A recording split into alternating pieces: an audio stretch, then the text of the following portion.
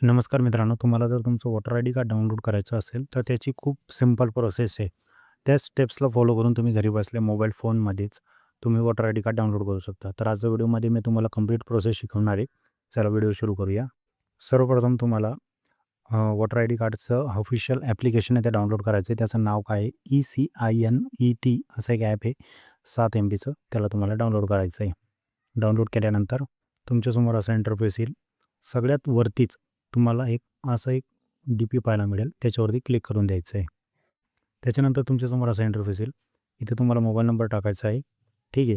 आणि mobile number टाकल्यानंतर send OTP या ऑप्शनवरती क्लिक करून द्यायचं आहे. सेंड ओ-टी-पी ऑप्शनवर क्लिक केल्यानंतर तुम्हाला तो ओ-टी-पी येईल तुमच्या मोबाईल नंबरवर. तो ओ-टी-पी इथं टाकायचा आहे आणि लॉग इन या बटनावरती क्लिक करून द्यायचं आहे. त्याच्यानंतर तुम्ही सक्सेसफुली लॉग इन होऊन जाणार. त्याच्यानंतर तुमचा voter I D card number तुम्हाला इथं टाकायचा आहे.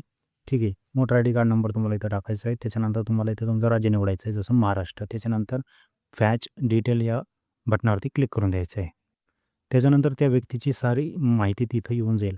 जसं माझ्या केसमध्ये मी voter I D card number टाकला आहे, जो तुम्हाला दिसत नसेल कारण की मी सिक्युरिटी रिझनसाठी हाईड केला आहे. त्याच्यानंतर इथं स्टेट निवडायचं आहे आणि इथं खाली फॅच डिटेलवरती क्लिक केलं आहे. त्याच्यानंतर त्या व्यक्तीची पूर्ण माहिती इथे येऊन जाते. बघा तुम्ही खाली पाहू शकता.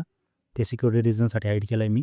त्याच्यानंतर तुम्हाला खाली प्रोसीड बटन दिसत असेल, त्याच्यावरती तुम्हाला क्लिक करून द्यायचं आहे. त्याच्यानंतर तुमच्यासमोर असा इंटरफेस येईल.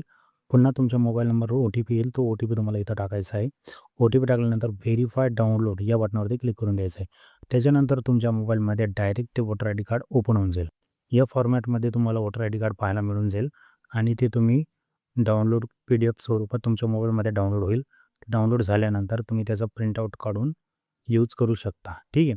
तर या प्रकारे मित्रांनो तुम्ही घरी बसल्या voter I D card download करू शकता.